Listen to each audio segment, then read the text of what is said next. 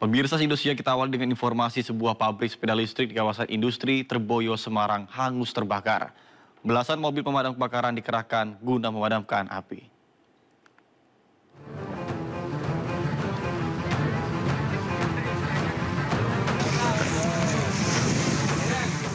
Kebakaran hebat melanda sebuah pabrik sepeda listrik di kawasan industri Terboyo, Semarang, Jawa Tengah, Kamis sore.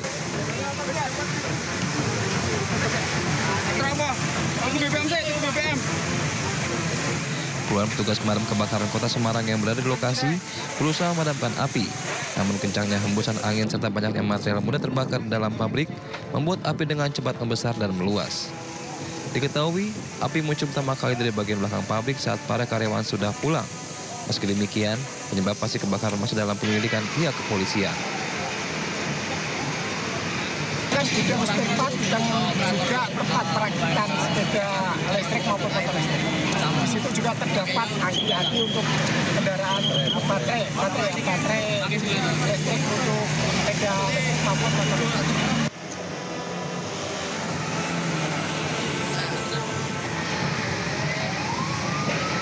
Hingga Kamis malam, 15 mobil pemadam kebakaran telah dikerahkan untuk memadamkan api. Sementara itu, belum diketahui ada tidaknya korban jiwa dan luka dalam peristiwa tersebut, namun kerugian ditaksir mencapai miliaran rupiah. Dari Semarang, Jawa Tengah, Doni Mariandra, iNews melaporkan. Informasi lainnya pemirsa, kecelakaan beruntun terjadi di turunan Silayur, Semarang, Jawa Tengah. Kecelakaan bermula dari truk bermuatan aki yang diduga mengalami remblong hingga 2 orang meninggal dunia.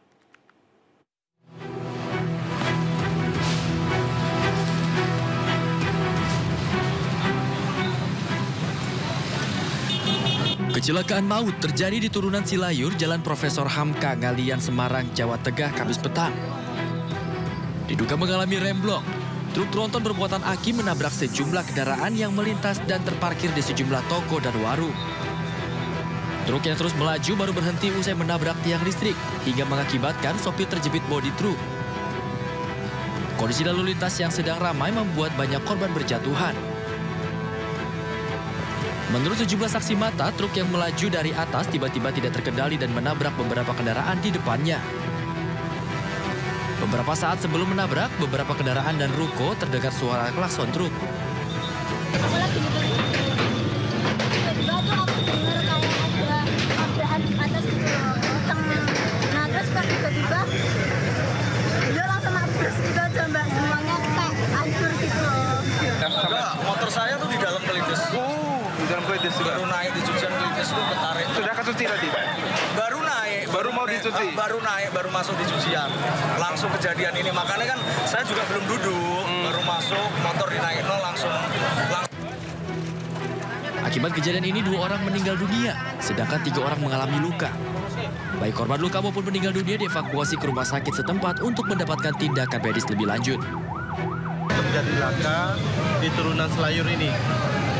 Truk tronton membawa aki ya, aki di turunan ini menabrak depan toko ini, toko di samping toko laundry ya. Meninggal 2 ya, dan 3 luka.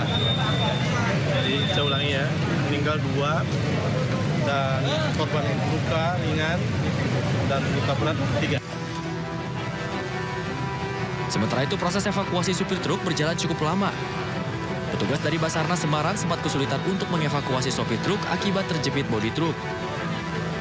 Berlangsung sekitar 1 jam, sopir truk akhirnya dapat dievakuasi dan dilarikan ke rumah sakit.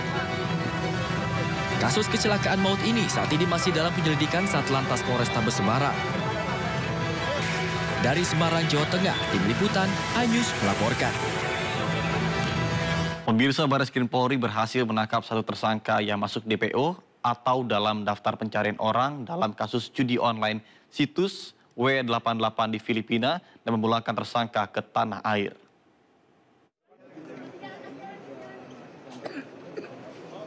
Dalam keterangan pers di Bandara Soekarno-Hatta, Jumat dini hari, polisi meringkus tersangka HS di Filipina pada tanggal 31 Oktober 2024. Tersangka HS merupakan penyedia rekening deposit dan rekening penarikan untuk para pemain judi online W88. Diketahui perputaran uang dari situs judi online W88 mencapai 1 triliun rupiah selama 3 bulan di tahun 2024. Cyber Basim Polri berhasil menjemput DPO kami atas nama HS alias Ahan, yang mana sebelumnya Direktorat Cyber Basim Polri telah mengungkap website perjudian online atau W88 pada bulan Mei, di mana kami telah mengamankan 7 tersangka yang saat ini proses penyidikan sudah sampai di sidang pengadilan di Pengadilan Negeri Batam. Dari hasil pemeriksaan kami telah menetapkan tersangka dan DPO kita monitor ada di Filipina. Website W88 ini perputaran uangnya selama 3 bulan pada saat kita melakukan pengungkapan kasus 1 triliun rupiah. Wabah judi online telah menjangkit lebih dari 8,8 juta masyarakat Indonesia. 960.000 diantaranya adalah pelajar dan mahasiswa. Tidak main-main, perputaran uang judi online bahkan menembus angka fantastis mencapai 900 triliun rupiah.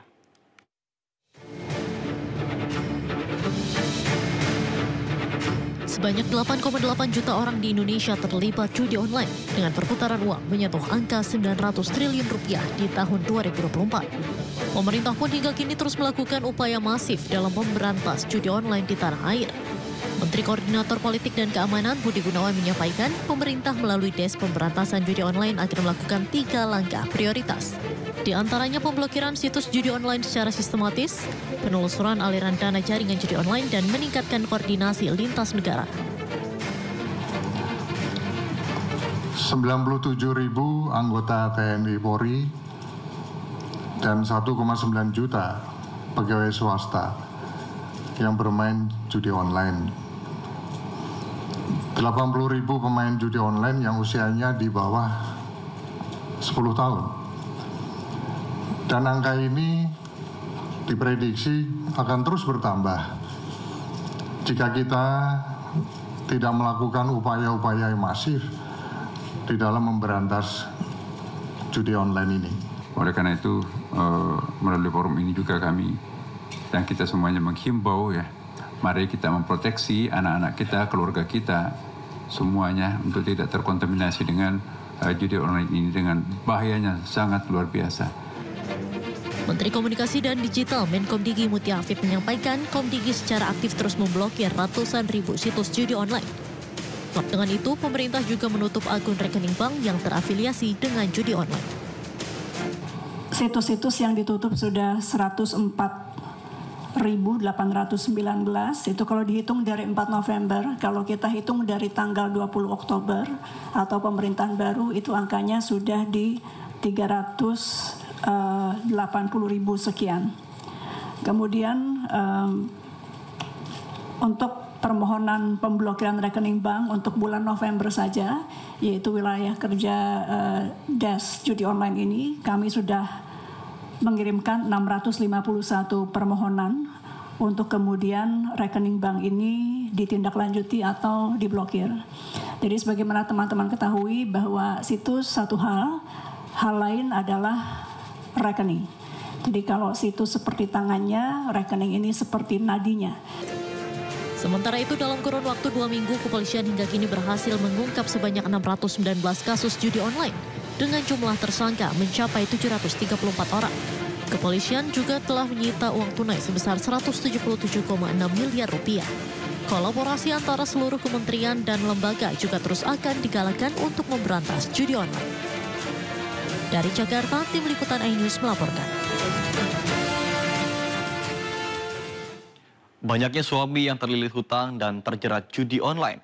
Sejumlah ibu-ibu menangis saat menyampaikan keluhannya ke Menteri Komdigi Republik Indonesia Mutia Hafid. Menteri Komdigi tidak tahan untuk menahan tangis mendengar cerita dari keluarga korban judi online. Kira nggak apa-apa, saya bilang berapa aja berarti ngasih nafkah seenaknya. Seenaknya punya anak kecil di Bandung, sampai saya akhirnya menuju ke first. Kalau ibu ada anak-anak yang terlibat pasti sedih, ya. Jadi kenapa saya sampaikan kepada tim Pak PJ Group, saya ketemu dengan ibu-ibu karena alat saja. Menteri Komunikasi dan Digital Republik Indonesia Mutia Hafid tak kuasa menahan tangis saat mendengar curhatan seorang istri yang mengeluhkan suami mereka yang terjerat judi online di kawasan Semper Barat, Cilincing, Jakarta Utara. Sejak judi online merebak, mereka mengaku tak lagi mendapatkan nafkah yang layak dari suami. Pertengkaran hebat pun kerap terjadi hingga seorang ibu rumah tangga terpaksa bercerai karena sang suami terlilit pinjaman online untuk berjudi. Lama-lama udah ngasih nafkah seenaknya.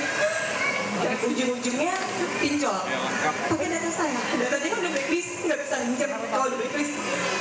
Terus data saya yang dipakai, jadi debt collector jadi saya. Sampai saya akhirnya menuju ke first. Suami saya sendiri sampai dia ditahan gara-gara judi online.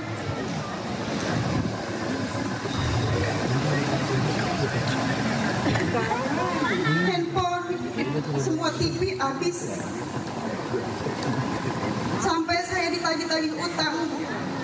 Menteri Komunikasi dan Digital Mutia Hafid turut bersedih mendengar cerita dari para ibu rumah tangga.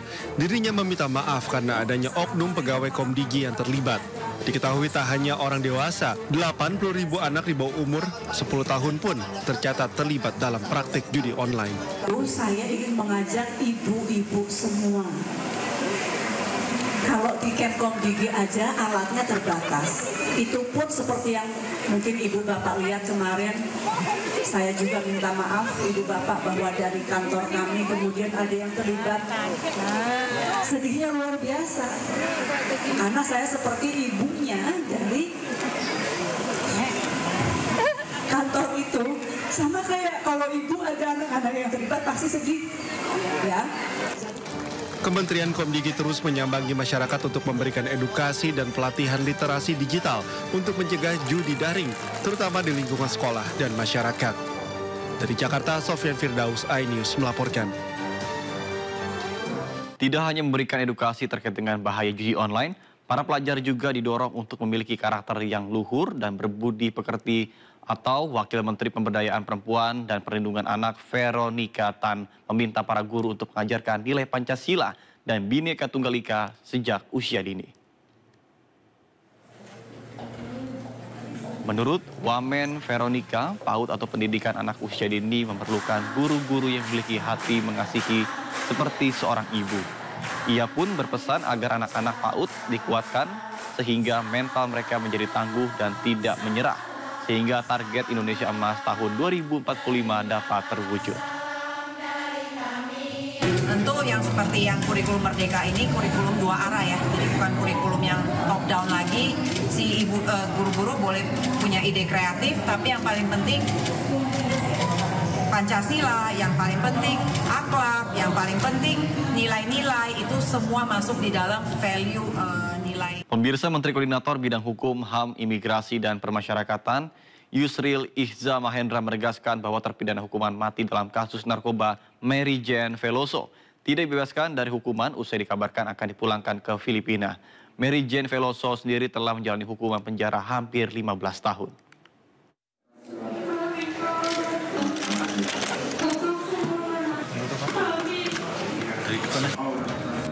Nama Mary Jane Veloso kembali jadi perbincangan usai dikabarkan akan dipulangkan ke Filipina setelah divonis mati dan menjalani hukuman di Indonesia sejak 2010.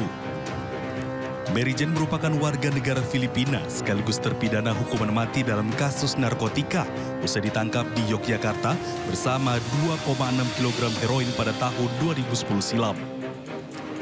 Mary Jane juga sempat hampir dieksekusi di Nusa Kambangan pada tahun 2015, namun ditunda pada detik-detik terakhir. Setelah menjalani hukuman penjara hampir 15 tahun, Mary Jane akhirnya dipulangkan ke negaranya. Menteri Koordinator Bidang Hukum, HAM, Imigrasi, dan Pemasyarakatan Yusril Iza Mahendra menegaskan bahwa Mary Jane tidak dibebaskan dari hukuman. Mary Jane dipindahkan ke Filipina dengan status narapidana dan Filipina harus menjalani putusan pengadilan Indonesia yang menghukum mati Mary Jane. Ya, memang banyak teman-teman salah mengerti membaca statement dari Presiden Marcos itu. Tidak ada kata-kata bebas dalam statementnya itu. Hanya mengatakan bring her back to the Philippines, membawa dia kembali ke Filipina, bukan dalam arti dibebaskan. Yang benar adalah kita melakukan transfer of prisoner, kita memindahkan narapidana dan Filipina akan menerima dan akan melaksanakan putusan pengadilan Indonesia. Jadi kita tetap konsisten, kita tidak pernah memberikan grasi kepada narapidana narkotika, dan itu sudah dilakukan sejak zaman Presiden Soeharto sampai sekarang. Sementara itu, LPP Kelas 2B Yogyakarta yang menjadi lokasi pembinaan Mary Jane Veloso masih menunggu surat resmi dari pihak terkait. Jika surat belum terbit, pihak lapas akan tetap menahan Mary Jane. Kita menunggu surat ataupun media-media yang medsos yang sudah memberitakan itu, kita sifatnya titipan ya. Kalau memang itu sudah ada surat resmi ya, kita bebaskan dari LPP. Tapi kalau memang belum ada surat resmi, tentunya tetap akan kita laksanakan pembinaan di LPP. Mary Jane menjadi warga binaan titipan di LPP Kelas 2B Yogyakarta dengan status low risk. Usai dipindah dari Lapas Nusa Kambangan Cilacap, Jawa Tengah. Tim Liputan iNews melaporkan. Pemirsa, Pengadilan Tipikor Jakarta Pusat kembali melanjutkan sidang atas kasus dugaan korupsi Tata Niaga Timah atas terdakwa Tamron. Dalam persidangan, saksi ahli menyebut negara akan merugi jika menerapkan sanksi pidana terhadap 22 terdakwa kasus korupsi Tata Niaga Timah senilai 300 triliun rupiah.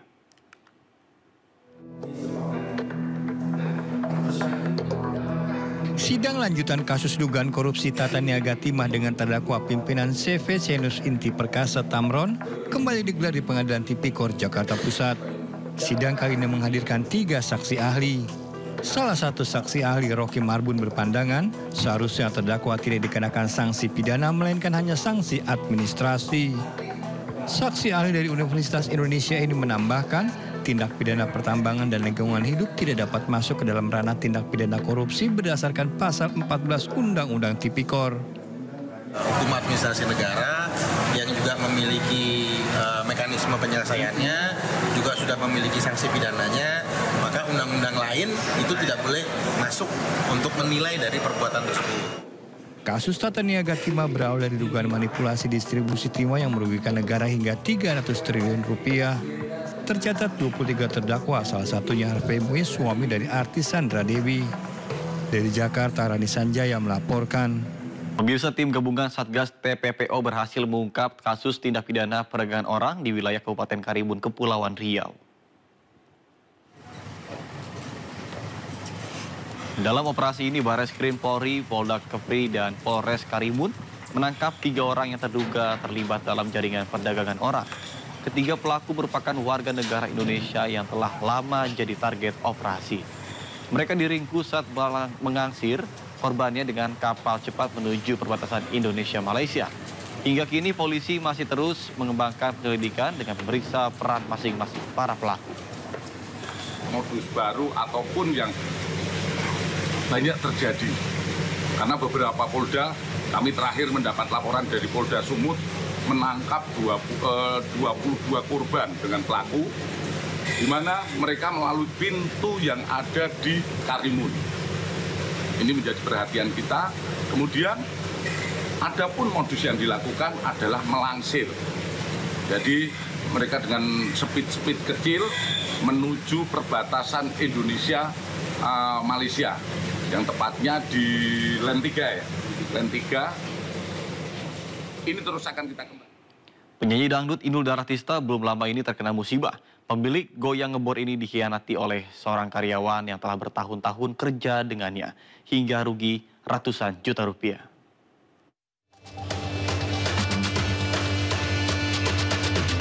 Air susu dibalas air tuba, kebaikan dibalas dengan kejahatan. Begitulah yang dilakukan oleh seorang pegawai dari pedangdut senior Inul Daratista. Tidak tanggung-tanggung, sang pegawai yang merupakan office boy atau OB dan telah bertahun-tahun bekerja dengan Inul nekat menggelapkan mobil dan uang kantor. Peristiwa tersebut sebenarnya berlangsung sudah cukup lama, yakni saat terjadi pandemi beberapa tahun lalu. Saat itu, agar karyawannya tetap mendapat gaji, Inul pun memindahkan pelaku bekerja di kantor pusat miliknya. Alih-alih berterima kasih, karyawan bernama Leon Tada itu justru berbuat kriminal di kantor majikannya. Ia nekat mencuri mobil, uang, dan sejumlah BPKB. Karena dia kerjaannya bagus, saya taruh di outlet. Habis di outlet, ternyata kena COVID. Semua pada tutup, kan nggak ada kerjaan. Tapi saya masih kasih kerjaan dong, gitu. Ya udah dikasih kerjaan, ada dipindah di kantor pusat, di mana saya kerja di kantor. Jadi sama anak-anak juga urusan finance tuh dia keadaannya paling beribet, sering banget dibantuin sama pegawai-pegawai saya juga. Jadi ya udah. Selama 3 bulan, orang yang sudah dipercaya itu kemudian buron dan bersembunyi. Inul yang merasa lelah dan terhianati pada akhirnya memilih jalur hukum dengan melaporkannya ke polisi.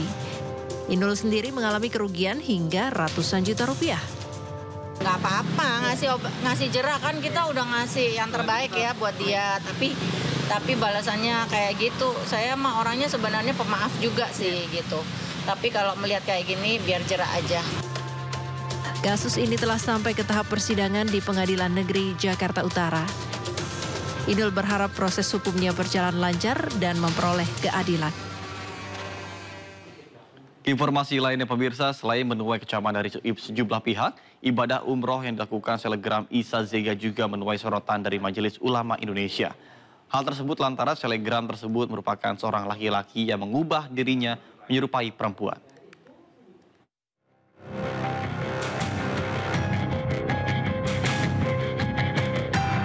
Menanggapi heboh di media sosial terkait ibadah umroh yang dilakukan selebgram Isa Zega, Ketua MUI Bidang Fatwa Asrorun Niam Soleh mengatakan bahwa Islam mengharamkan tindakan yang bertentangan dengan fitrah kemanusiaan seperti lelaki yang berperilaku menyerupai perempuan. Apabila ada lelaki yang menyerupai perempuan menunaikan ibadah umroh, maka ia harus tetap terikat dengan aturan ibadah sebagai laki-laki. Namun untuk memutuskan tindakan yang dilakukan Isa Zega termasuk penistaan agama atau bukan, dibutuhkan kajian terlebih dahulu. Itu udah pasti salah. Ya. Tetapi apakah kesalahan dalam konteks praktek keagamaan itu sampai kepada penistaan atau tidak, itu harus dilihat secara utuh mengenai bagaimana tasawur masalah yang terjadi, kemudian background-nya, motivasinya dan mengapa itu bisa terlaksana. Kemarin ya datang seorang laki-laki inisialnya HK datang ke Polres Metro Jakarta Selatan untuk melaporkan ya kasus yang diduga melakukan penistaan agama. Sebelumnya kasus dugaan penistaan agama oleh Isa Zega ini heboh setelah diunggah di media sosial. Selain mengecam, sejumlah tokoh juga menduga jika perbuatan Isa Zega merupakan salah satu bentuk penistaan agama. Terima kasih Anda masih bersama kami di Sindo Siang bersama saya Nata Arman. Pemirsa Komisi 3 DPR RI sepakat memilih 5 pimpinan KPK dan 5 Dewan Pengawas KPK melalui voting atau pemungutan suara di ruang Komisi 3 DPR RI Senayan Kamis siang. Setio Budianto pun terpilih sebagai Ketua KPK periode 2024-2029.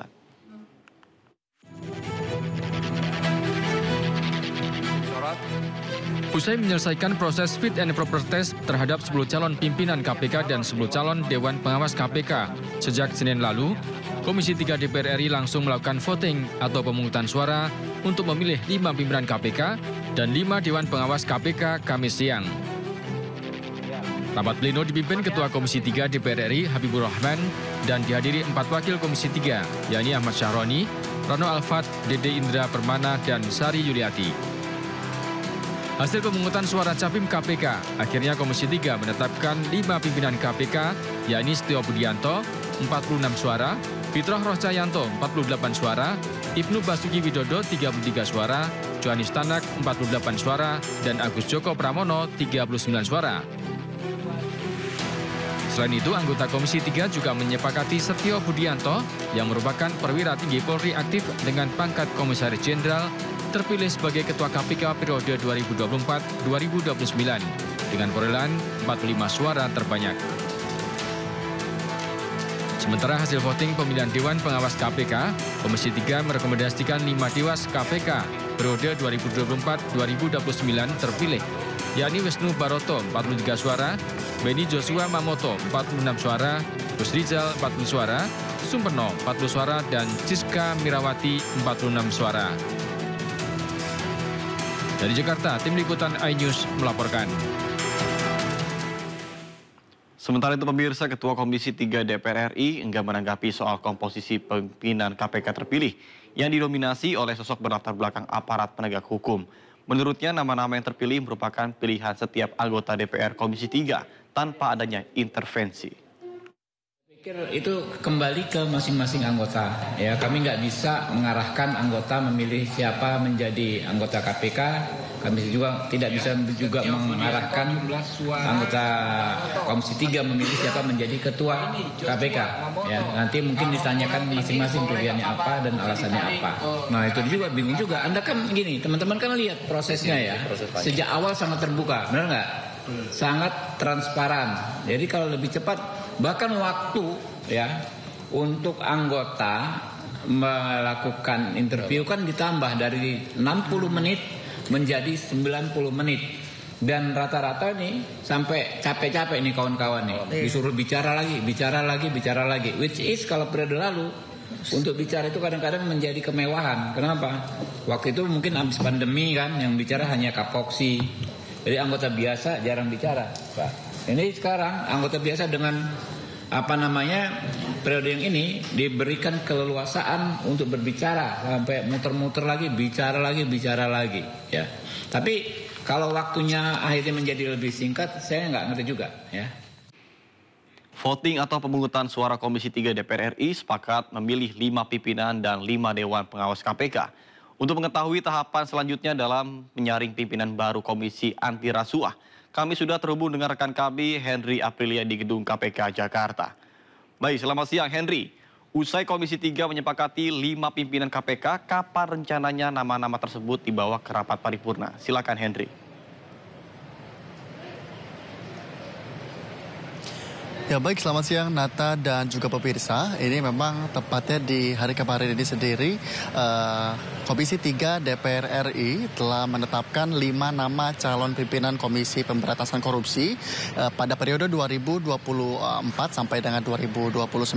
Memang rencananya 5 nama ini nantinya akan dibawa ke paripurna tepatnya di pekan depan. Namun sedikit informasi Nata dan juga pemirsa, mengulas kembali pada penetapan ataupun pelantikan sendiri, tahap-tahap dari pelantikan para calon pimpinan dan juga calon Dewan Pengawas ini tentunya dilaksanakan tepatnya di Komisi 3 DPR RI ini dilaksanakan selama 4 hari. Dan mengingat selama 4 hari ini sendiri, ini di 2 hari pertama dilakukan tes fit and proper test, yakni uji kelayakan dan kepatutan bagi calon pimpinan.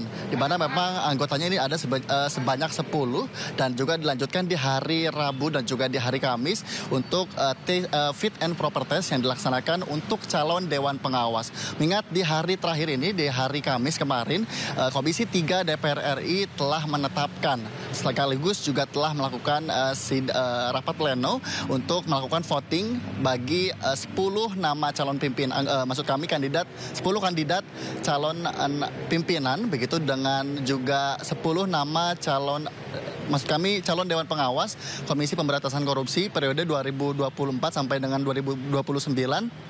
ini telah ditetapkan sebanyak 5 calon pimpinan dan juga 5 Dewan Pengawas Komisi Pemberantasan Korupsi periode 2024 sampai dengan 2029. Yang juga dapat kami sampaikan, Nata dan juga pemirsa, ada 5 nama untuk calon pimpinan. Satu diantaranya yakni ada Setio Budianto yang meraih suara voting sebanyak 46 suara, ada yang menjadi ketua, begitu maksud kami. Dan juga selanjutnya ada Fitroh Roh Cahyanto yang merangkul suara sebanyak 48 suara. Dan juga selanjutnya yakni ada Ibnu Basuki Widodo yang meraih suara sebanyak 33 suara. Dan selanjutnya juga ada Johanis Tanak yang meraih suara sebanyak 48. Dan dilanjutkan yakni yang terakhir ada Agus Joko Pramono yang merangkul suara sebanyak 39. Hingga saat ini kami belum melihat tanda-tanda atau update terkini terkait dengan para nama-nama calon pimpinan KPK ini sendiri dan juga nama-nama calon Dewan Pengawas Komisi Pemberantasan Korupsi pada periode 2024 sampai dengan 2029. Sementara Nata, saya kembalikan ke Anda di studio. Baik, terima kasih Andri Aprilia langsung dari KPK Jakarta. Selamat bertugas kembali dan salam sehat. Pemirsa, Komjen Setio Budianto terpilih menjadi Ketua KPK periode 2024 hingga 2029. Setio mendapatkan suara terbanyak dalam pemilihan Ketua KPK di Komisi 3 DPR, yakni 45 suara.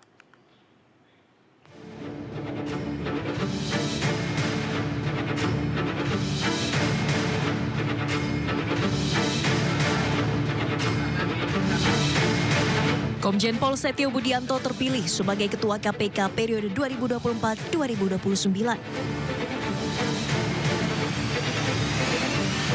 Komjen Setio Budianto terpilih menjadi Ketua KPK melalui mekanisme voting atau pemungutan suara dalam rapat pleno yang digelar di Komisi 3 DPR Kamis siang. Setio Budianto mendapat suara terbanyak, yakni 45 suara, dan menyisihkan 9 calon Ketua KPK lainnya. Komjen Pol Setio Budianto saat ini menjabat sebagai Inspektur Jenderal Kementerian Pertanian RI. Pria berusia 57 tahun ini telah lama berkarir di kepolisian tanah air. Ia juga merupakan mantan Kapolda Sulawesi Utara. Setio Budianto sendiri bukan orang baru di lingkungan Komisi Pemberantasan Korupsi. Dirinya pernah menjabat sebagai Direktur Penyidikan KPK. Selanjutnya, Komisi 3 DPR akan membawa nama 5 pimpinan KPK yang baru ke dalam rapat paripurna pekan depan. Tim Liputan iNews melaporkan.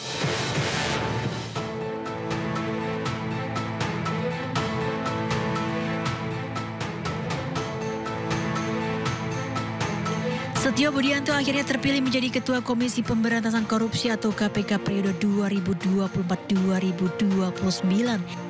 Setio mendapat dukungan 46 suara dari total 48 anggota Dewan di Komisi 3. Sebelum naik ke kursi pimpinan Komisi Anti Suap, Setio menjabat sebagai Irjen di Kementerian Pertanian era Andi Amran Sulaiman.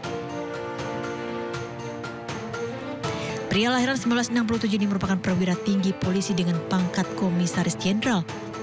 Pria lulusan Akpol 1989 ini sebelumnya berkarir di Korps Bayangkara dalam bidang research. Setio juga pernah menjabat sebagai Direktur Penyidikan KPK pada 2021 silam. Berdasarkan laporan harta kekayaan penyelenggara negara, kekayaan Setio per 1 April 2024 mencapai 9.611 juta rupiah yang terdiri atas tanah, bangunan hingga transportasi. Sementara harta kekayaan pimpinan KPK lain yang paling terendah yakni Ibnu Basuki Widodo dan Fitroh Roh Cahyanto yang hanya memiliki kekayaan kurang dari 5 miliar rupiah. Sedangkan harta kekayaan 2 pimpinan KPK lain yang tertinggi, yakni Agus Joko Pramono, mencapai 18,6 miliar rupiah. Para pimpinan KPK ini nantinya akan dilantik oleh Presiden Prabowo Subianto pada Desember mendatang. Tim Liputan iNews melaporkan. Kita ke informasi seputar Pilkada 2024. Pemirsa, Partai Golkar menggelar bimbingan teknis untuk para saksi yang akan bertugas pada Pilkada Jakarta 2024. Bimtek para saksi perlu dilakukan untuk mengawal suara di tiap TPS agar pasangan Ridho dapat memenangkan Pilkada dalam 1 putaran.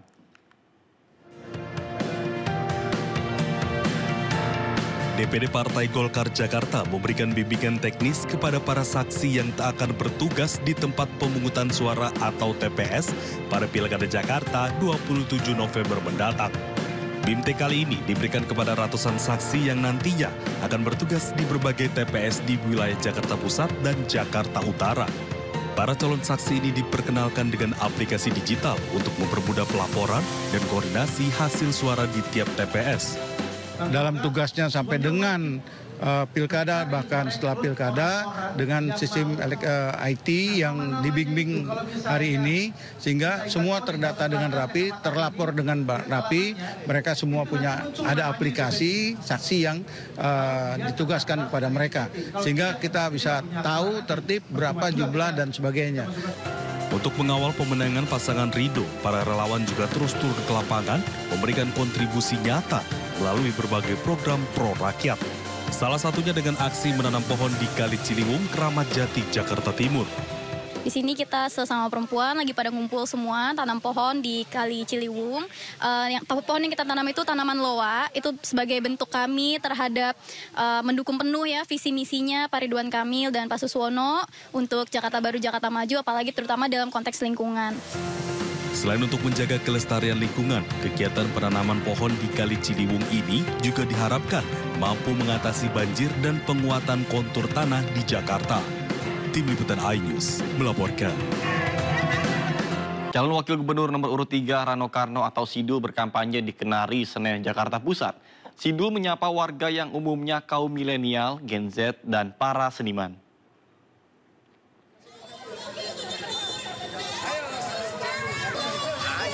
Tiba di Jalan Keramat 5 Kenari, Senen, Jakarta Pusat, Rabu sore, Sidul disambut riuh warga.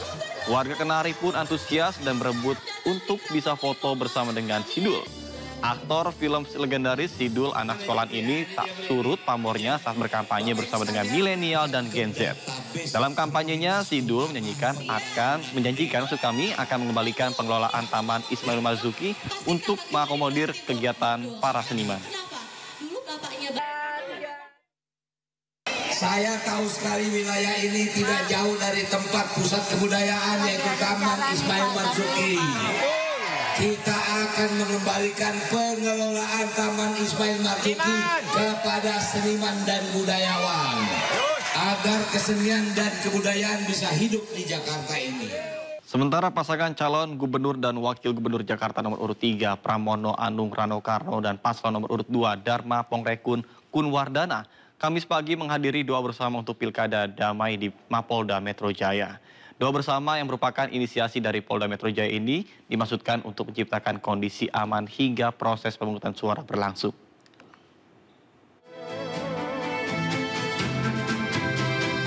Tiga pasangan calon gubernur dan calon wakil gubernur Jakarta Kamis pagi hadir memenuhi undangan Kepolisian Daerah Jakarta dalam acara doa bersama untuk pemilu damai di Masjid Al-Kautsar area Mapolda Metro Jaya.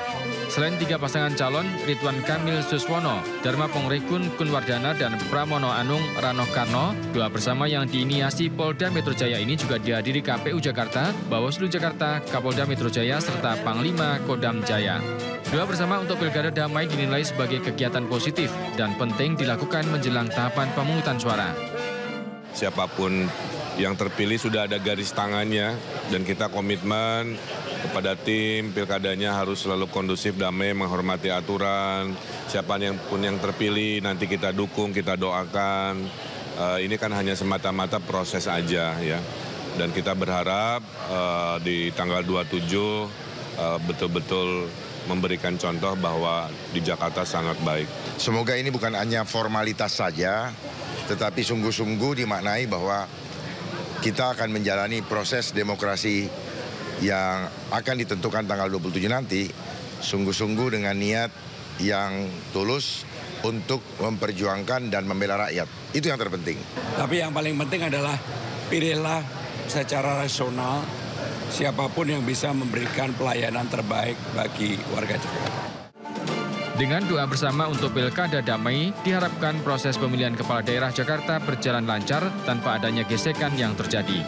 Dari Jakarta, Stephen Batinama, Eri Nugraha, iNews melaporkan. Pemirsa, calon gubernur Jawa Barat nomor urut 4, Deddy Mulyadi menghadiri acara diskusi Kongres Muda edisi Jawa Barat Istimewa yang digelar Partai Perindo di Kota Bandung. Sementara di Ambon, Maluku, Partai Perindo menggelar konsolidasi pemenangan pasangan calon dan calon wali kota dan wakil wali kota Ambon, Jan J. Weno, Syarif Bakri Asyatari.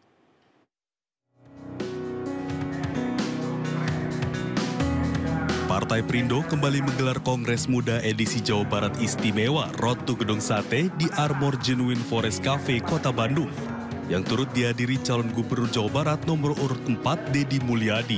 Kolaborasi menata Indonesia dengan politik Tribun ini menghadirkan ruang bagi anak-anak muda untuk berjejaring dan berdiskusi seputar isu strategis, serta sekaligus menjadi tempat menyampaikan aspirasi.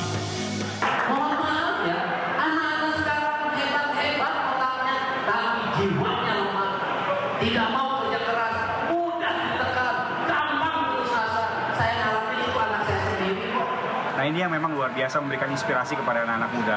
Dan ini menjadi contoh supaya anak-anak muda juga tidak hanya brainnya saja, dia punya pemikiran yang luar biasa, gagasan brilian, cerdas, pintar, tapi dia punya mental yang kuat. Sementara di Ambon, Maluku, Partai Perindo juga menggelar konsolidasi pemenangan pasangan calon wali kota dan wakil wali kota Ambon nomor urut 4, Jan J. Weno, Syarif Bakri Asyatri. Konsolidasi sekaligus penandatanganan kontrak politik terkait pembangunan kota Ambon serta mendengarkan aspirasi masyarakat. Visi dan misi bagi kami itu baik tapi tidak cukup. Nah, yang paling terpenting itu adalah komitmen, kontrak politik dengan rakyat dan dengan Tuhan. Itu yang membedakan kami dengan pasangan calon yang lain. Partai yang dipimpin Ketua Umum Angela Taun Sudibyo ini menginstruksikan seluruh kadernya untuk turun ke akar rumput, menemui kembali konstituen, dan mengenalkan serta mengajak masyarakat memilih pasangan calon kepala daerah yang telah diusung dalam kontestasi pilkada mendatang. Tim Liputan iNews melaporkan. Calon Gubernur Sulawesi Tengah nomor urut 1 Ahmad Ali menerima tantangan ratusan mahasiswa dan aktivis untuk berdialog terbuka. Ahmad Ali berkomitmen untuk memaksimalkan sektor pertanian sebagai primadona perekonomian daerah untuk membawa transformasi ekonomi berbasis kemandirian dan kesejahteraan masyarakat di Sulawesi Tengah.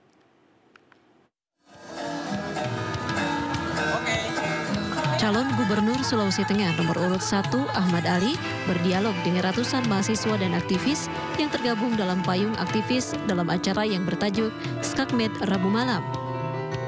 Salah satu topik yang dibahas dalam dialog tersebut adalah soal pertambangan di Sulawesi Tengah yang selama ini dianggap sebagai tulang punggung pendapatan daerah. Ahmad Ali menyatakan bahwa jika dia terpilih bersama Wakil Gubernur Abdul Karim Al-Zufri, tidak hanya bergantung pada sektor pertambangan sebagai sumber pendapatan. Sebaliknya, Ahmad Ali menegaskan akan memaksimalkan sektor pertanian sebagai primadona perekonomian daerah. Luasnya lahan pertanian di Sulawesi Tengah akan dimanfaatkan untuk meningkatkan kesejahteraan petani sekaligus menjadi sumber pemasukan bagi pemerintah daerah. Komitmen untuk memberikan perhatian lebih pada sektor pertanian menjadi salah satu program unggulan pasangan Ahmad Ali dan Abdul Karim Al-Zufri yang bertekad untuk membawa transformasi ekonomi berbasis kemandirian dan kesejahteraan masyarakat. Kita punya potensi yang ditidurkan selama ini.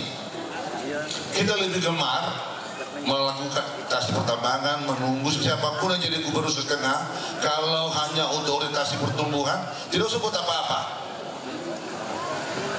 Pertambangan akan memberikan kontribusi pertumbuhan ekonomi seperti hari ini. Nah, kedepannya saya akan lebih fokus itu bagaimana kemudian mengeksploitasi membangun pertanian, karena pertanian itu dihuni 40% masyarakat Sulawesi Tengah. Jadi masyarakat Sulawesi Tengah 3 juta orang itu hari ini 40% kerja di sektor itu. Jadi kalau kita mau ingin membuat ekonomi kita tumbuh menjadi lebih eksklusif, lebih merata, maka kerjakan sektor itu, kerjakan sektor yang lebih banyak dikerjakan oleh masyarakat Sulawesi Tengah. Di akhir dialog, calon gubernur Sulawesi Tengah nomor urut 1, Ahmad Ali meminta mahasiswa dan aktivis untuk melakukan unjuk rasa di kantor gubernur jika ia terpilih nantinya. Ahmad Ali menegaskan ia akan langsung menghadapi para demonstran tanpa diwakilkan pejabat lain. Langkah ini merupakan bagian dari komitmennya untuk menjadi pemimpin yang terbuka terhadap kritik dan aspirasi masyarakat. Dari Palu, Sulawesi Tengah, Firsha Mawaldi Aditya, iNews melaporkan.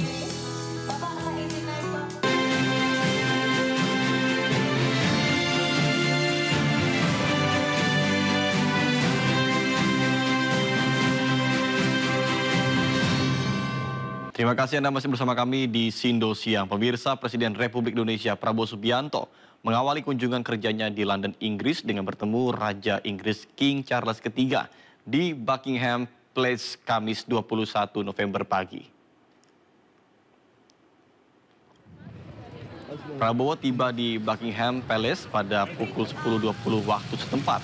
Setibanya Prabowo di Buckingham Palace, Prabowo segera masuk untuk bertemu dengan King Charles III dan melakukan pertemuan secara tertutup.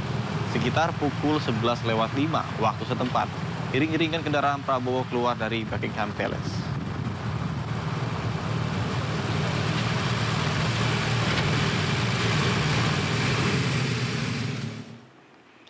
Setelah menemui King Charles III di Istana Buckingham, Presiden Prabowo melakukan pertemuan bilateral dengan Perdana Menteri Inggris Keir Starmer di Downing Street, London, Inggris, Kamis siang waktu setempat. Dalam pertemuan itu, kedua pihak pun sepakat untuk meningkatkan kerjasama Indonesia dan juga Inggris.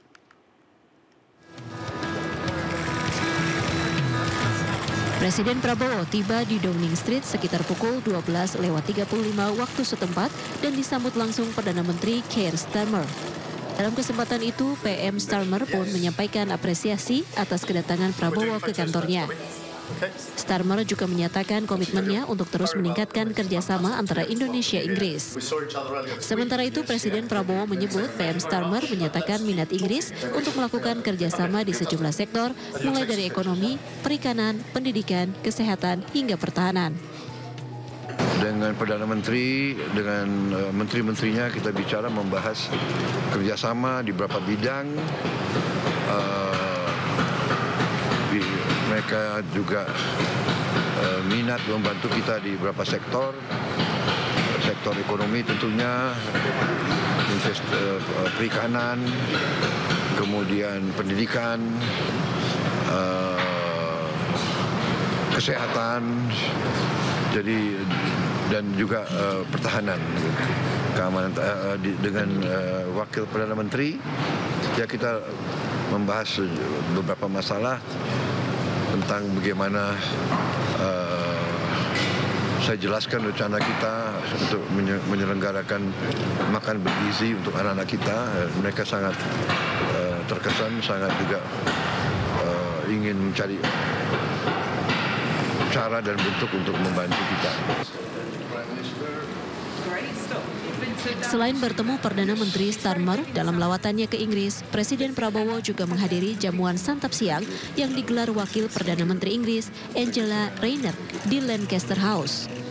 Dalam suasana santai dan hangat, keduanya mendiskusikan berbagai isu penting, termasuk kerjasama di bidang pangan dan gizi anak-anak.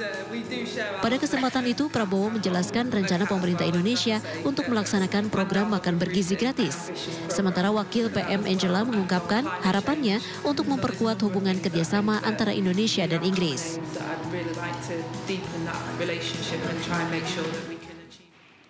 Pemirsa, lawatan Presiden Prabowo ke Inggris berhasil membawa komitmen investasi sebesar 8,5 miliar dolar Amerika.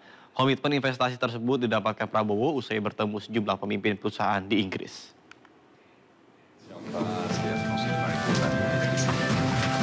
Presiden Prabowo Subianto melanjutkan lawatannya di Inggris dengan menghadiri CEO Roundtable Forum yang digelar di Lancaster House, London. Forum ini mempertemukan Prabowo dengan 19 pemimpin perusahaan besar Inggris untuk membahas peluang investasi strategis di Indonesia. Dalam pertemuan itu, Prabowo menyebut Indonesia berhasil membawa komitmen investasi sebesar 8,5 miliar dolar Amerika.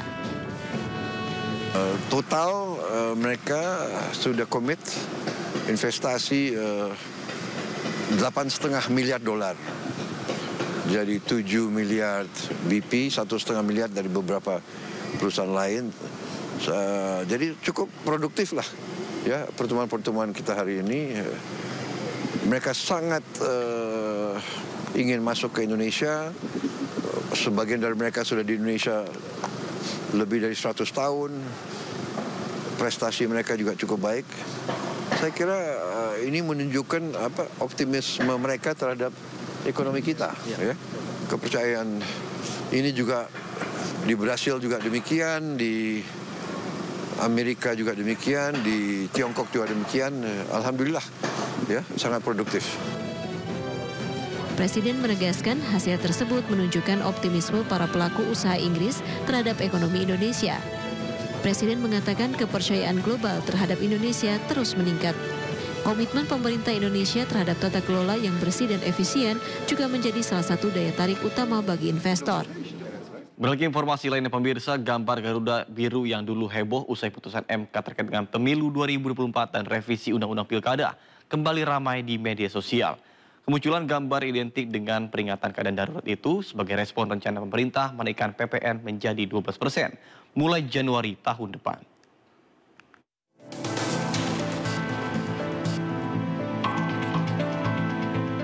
Penolakan terhadap rencana kenaikan pajak pertambahan nilai atau PPN dari yang semula 11% menjadi 12% terus menggema di media sosial X. Aksi protes tersebut terlihat dengan beredarnya peringatan berlambang Garuda Biru sebagai bentuk penolakan kenaikan PPN mulai Januari tahun depan. Tulisan berbunyi tolak PPN 12% tertera jelas di peringatan Garuda Biru itu. Agus Prabawanta di platform X menulis, pemerintah mengejar uang rakyat dengan pajak, di mana heroiknya. Sedangkan akun Stefan Antonia membuat 3 hashtag sekaligus, yakni tolak PPN 12%, tolak kenaikan PPN, dan pajak mencekik. Seorang dosen teknik elektro dari Institut Teknologi Bandung yang aktif di media sosial, Ardianto Satriawan, juga membuat cuitan banyak alasan untuk menolak kenaikan PPN jadi 12%. Ia bahkan menuliskan sederet pajak apa saja yang harus ditanggung warga negara, mulai dari gaji, THR, bonus, beli motor, beli rumah, belanja di supermarket, dan lain-lain. Kenaikan PPN 12% juga mendapat sorotan dari peneliti di Institute for Development of Economics and Finance atau INDEF, Ahmad Heri Firdaus. Ahmad Heri menyebut pemerintah harus berpikir ulang untuk menaikkan PPN menjadi 12% tahun depan. Kebijakan tersebut dinilai Ahmad Heri kontraproduktif dengan rencana pemerintah mendorong pertumbuhan ekonomi ke depan. Jadi kalau misalnya pertumbuhan ekonomi kita harusnya 5%, nah gara-gara ada kenaikan PPN, nggak jadi 5%. Nah 5% kurang 0,17, jadi 4,83 ya. Kekhawatiran juga menggelayuti pikiran masyarakat terkait rencana kenaikan PPN ini. Kalau menurut saya juga menolak ya Mas ya, dikarenakan kan juga masih mahasiswa dan masih banyak kebutuhan pokok yang perlu saya penuhi juga. Apalagi saya kan merantau, nggak di rumah gitu kan. Terus juga kebutuhan tuh banyak dan nggak setiap hari orang tua tuh transfer, itu sangat berpengaruh bagi saya. Bakal berpengaruh besar sih karena seperti kita tahu kan restoran-restoran kan juga memperkerjakan banyak orang ya, dan otomatis kalau misalnya nanti pajak naik, sedikit orang yang membeli, nanti pada akhirnya akan menurunkan omset mereka dan pada akhirnya justru malah menimbulkan pengangguran. Aku menolak ya karena itu juga menimbulkan beban masyarakat juga kan meningkat ya, apalagi kalau dari generasi muda atau gak kayak mahasiswa tuh kan kayak kebutuhan sehari-hari, apalagi yang ngekos tuh pasti bakal lebih nambah lagi nanti beban ekonominya juga. Beban rakyat akan makin meningkat bila kenaikan PPN 12% benar-benar akan diberlakukan pemerintah pada Januari tahun depan. Lalu negara mana sajakah yang memiliki PPN paling besar? Dikutip Global VAT Compliance, ada 20 negara dengan PPN tertinggi di dunia. Hungaria berada di posisi paling atas untuk PPN tertinggi, yakni 27%. Dari Jakarta, tim Anyus melaporkan.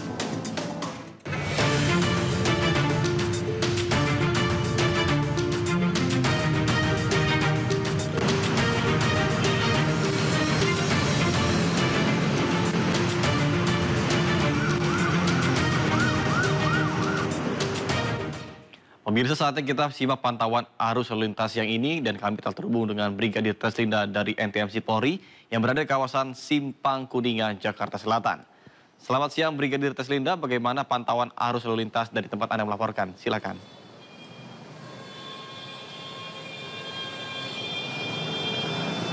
Ya baik, terima kasih Nata. Seperti yang Anda saksikan melalui layar kaca Anda, saat ini merupakan kondisi arus lalu lintas terkini di kawasan Kuningan ini. Pada umumnya masih dalam keadaan ramai lancar, kepadatan kendaraan terjadi hanya pada antrian di traffic light. Baik kendaraan yang akan mengarah ke Pancoran dari arah Rusuna Said maupun kendaraan yang akan mengarah ke Warung Buncit dari Pancoran dan juga kendaraan yang akan mengarah ke Semanggi dari Warung Buncit dan juga dari arah Rusuna Said. Kami harapkan Anda untuk selalu mematuhi rambu lalu lintas serta marka jalan yang ada. Sebagai informasi, pada jam istirahat makan siang ini banyak aktivitas masyarakat di kawasan ini akan berlalu lalang beristirahat untuk mencari makan siang. Hal ini perlu diantisipasi bagi para pengguna jalan yang melintas di kawasan ini. Kemudian untuk ke arah Pancoran ada pemberhentian busway, ini juga menjadi perhatian bagi pengendara roda 2 maupun roda 4 untuk selalu berhati-hati dalam berkendara. Dan juga pemirsa mengingat ini menjelang libur akhir pekan, kami juga menghimbau bagi pengguna kendaraan yang akan melakukan libur akhir pekan, tentunya Anda periksa kembali kondisi fisik kendaraan dalam keadaan layak jalan, Anda sendiri dalam keadaan sehat. Kemudian pastikan rute-rute yang akan Anda lalui nantinya dalam keadaan baik sehingga perjalanan libur akhir pekan Anda terlaksana juga dengan baik. Dan bagi Anda yang akan mengupdate informasi seputar arus lalu lintas terkini, kami siap melayani Anda di 15669 ataupun melalui SMS center kami di 9119. Nata Arman kembali ke Anda di studio, silakan. Baik, terima kasih Brigadir Teslinda atas laporan Anda dari kawasan Simpang Kuningan, Jakarta Selatan. Selamat bertugas kembali dan salam presisi.